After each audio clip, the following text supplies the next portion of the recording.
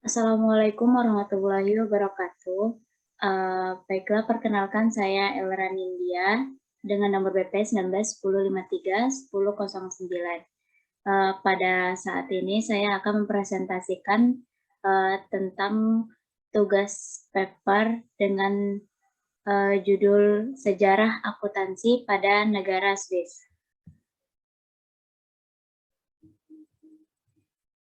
Baiklah, yang pertama yaitu ada pendahuluan. Pada pembahasan akuntansi internasional ini bertujuan untuk meningkatkan kepekaan terhadap dimensi internasional berasal akuntansi. Dunia saat ini adalah dunia yang didominasi dengan keputusan bisnis serta investasi yang bersifat global. Oleh karena itu, pengetahuan tentang akuntansi internasional ialah hal yang krusial untuk mencapai pemahaman yang benar tentang isu keuangan perusahaan. Dari accounting terminologi buletin oleh AICPA, maka disebutkan accounting is the art of recording, classifying, and summarizing in a significant manner and in terms of money, transaction and event which are in part at last of financial character and interpreting the result thereof. Yang artinya adalah akuntansi adalah seni pencatatan, penggolongan, dan pengikhtisarian menggunakan eksklusif serta dinyatakan pada ukuran uang, transaksi, serta peristiwa-peristiwa yang umumnya bersifat keuangan dan termasuk melaporkan hasil-hasilnya saat suatu entitas dalam rangka pengambilan keputusan ekonomi. Menurut Statement of Basic Accounting Theory oleh American Accounting Association, maka accounting disebutkan bahwa accounting is the process of identifying, measuring, and communicating economic information to permit informed judgment and decision by user of information. Standar dan praktek akuntansi pada setiap negara merupakan hasil dari akibat hubungan yang kompleks di antara faktor ekonomi, sejarah, kelembagaan, dan budaya. Secara terang, Pak Choi and Meg mengungkapkan 8 faktor yang mendorong perkembangan akuntansi. Mengingat bahwa pada setiap negara ke-8 faktor tadi tentu saja tak seragam. Maka ke-8 faktor tadi pula dapat menjadi pendorong perlunya harmonisasi akuntansi. Akuntansi sebagai suatu seni yang mendasar pada logika matematik dikenal menjadi pembukuan berpasangan yang telah dipahami dari tahun 1495 oleh Luca Pacioli, yang dikenal sebagai Romuluca Dal Bongo, yang mempublikasikan bukunya di Venice. Sistem pembukuan berpasangan selanjutnya berkembang menggunakan penyebutan dari negaranya masing-masing. Contohnya seperti sistem Belanda, sistem Inggris, dan sistem Amerika Serikat. Pergerakan lingkungan global pada saat ini menyebabkan terjadinya perubahan permintaan atas jasa akuntansi. Dilihat dari perspektif laporan keuangan, meningkatnya arus investasi dan modal yang beranjak bebas tanpa mengenal batas negara yang disebabkan perdagangan bebas. Maka ada tuntutan supaya terdapat keseragaman bahasa pada penyajian laporan keuangan.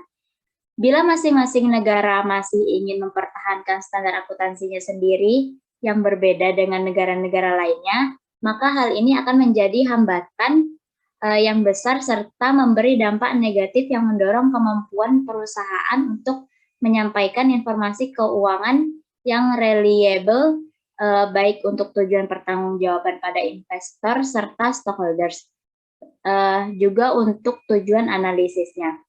Investor global menuntut adanya keseragaman bahasa dalam penyajian isu keuangan supaya mereka dapat dengan mudah mencerna makna berasal dari informasi yang diberikan. Skandal akuntansi yang terjadi pada Amerika menyebabkan lahirnya Sarbanes-Oxley Act yang antara lain menghendaki supaya dilakukannya penyatuan atau konvergens.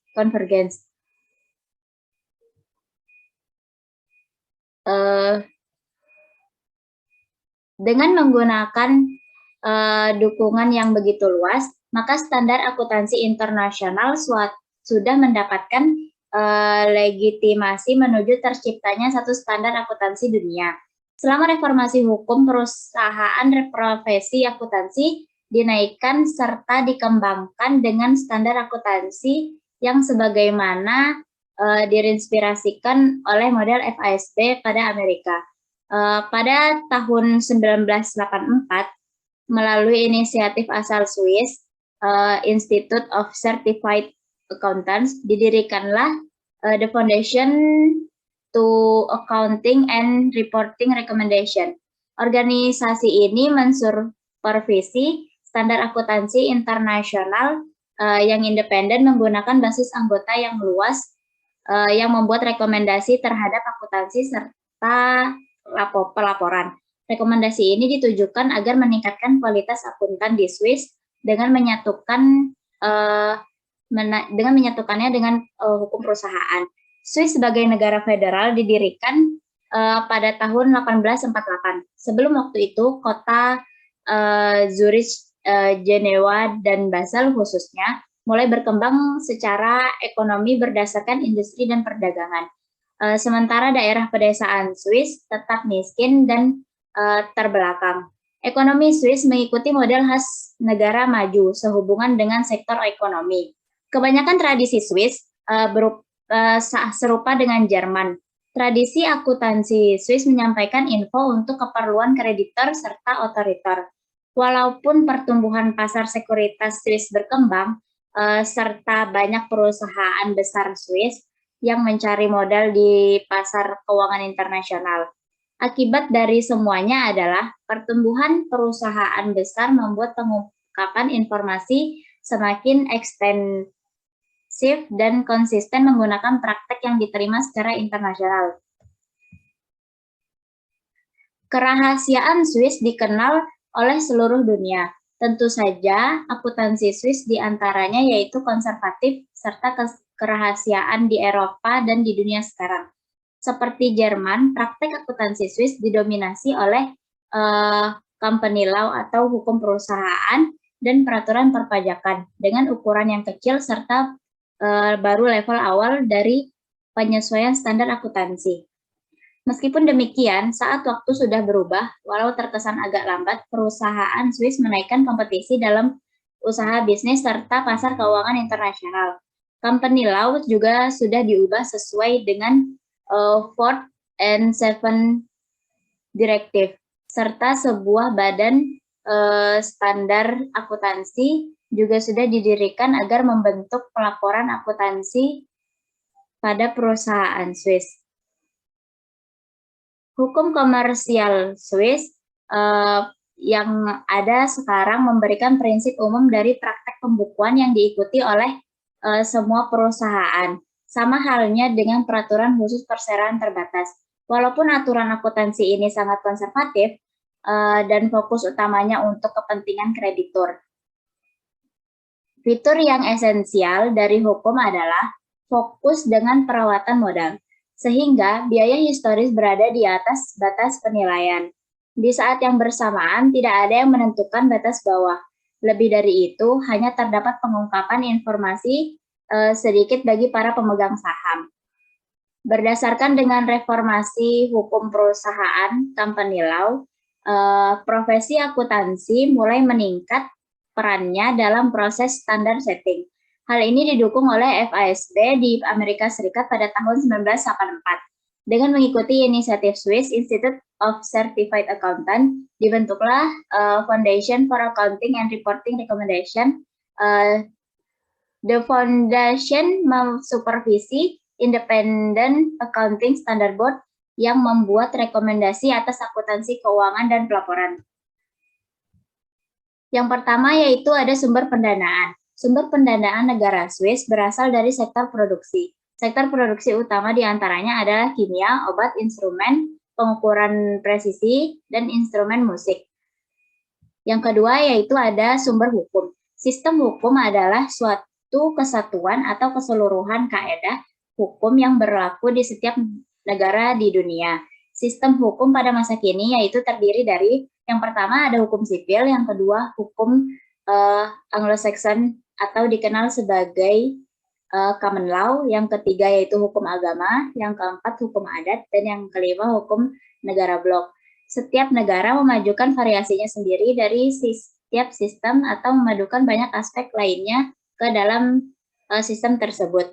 Dari kelima sistem sebagaimana yang telah disebutkan, Swiss menganut sistem hukum sipil atau yang biasa dikenal dengan Romano-Germanic Legal System, yang mana dapat diartikan sebagai sistem hukum yang berkembang di dataran Eropa, merupakan sistem hukum yang paling umum di dunia. Secara umum, sistem hukum Eropa kontinental dibagi menjadi dua, yaitu hukum publik dan hukum private. Nah, selanjutnya yaitu yang ketiga, perpajakan.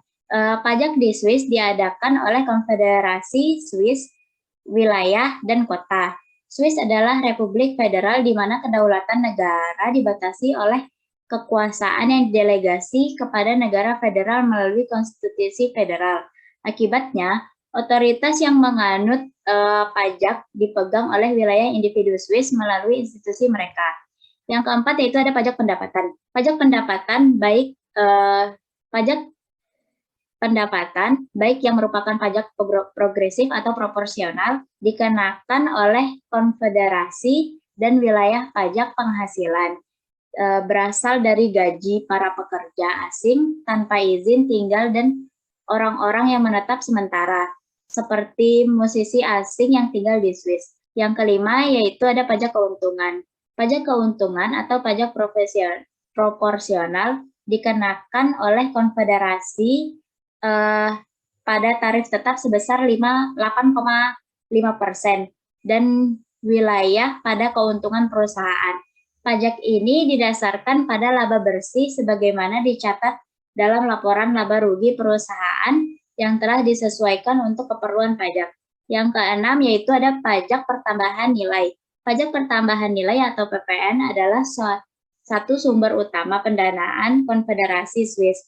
PPN dikenakan pada tingkat 8% pada sebagian besar penjualan barang dan jasa. Namun, untuk pelayanan medis, pendidikan, dan budaya diberikan kebebasan pajak. Untuk pengiriman barang dan layanan yang diberikan di luar negeri, pihak yang menyediakan layanan atau pengiriman barang bertanggung jawab atas pembayaran PPN. Tetapi biasanya pajak diteruskan ke pelanggan sebagai bagian dari harga. Yang terakhir yaitu ada ikatan politik dan ekonomi. Selama ini, Swiss mempertahankan hubungan diplomatik dengan hampir semua negara.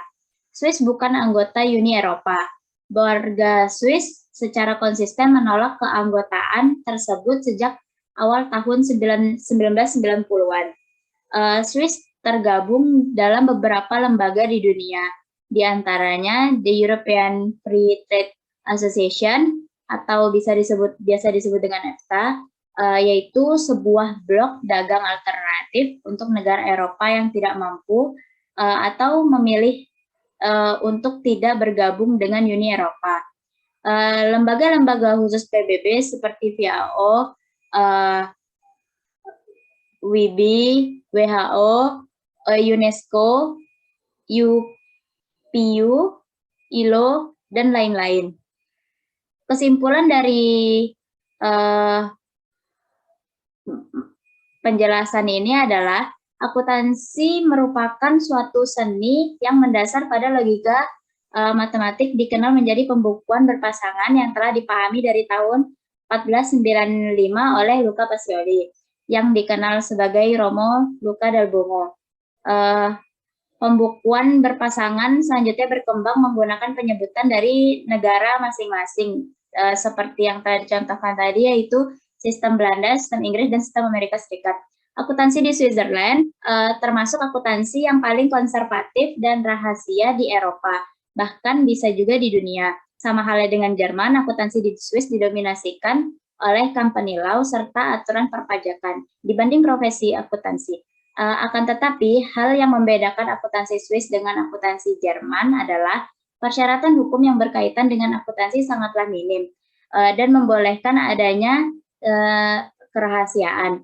Hanya perusahaan yang terdaftar di pasar modal, bank, perusahaan asuransi, dan kereta api yang diberikan syarat untuk mempublikasikan laporan tahunannya tersebut. Baiklah, cukup sekian mungkin presentasi dari saya. Mohon maaf apabila terdapat banyak kesalahan. Dan akhirnya saya ucapkan wassalamualaikum warahmatullahi wabarakatuh.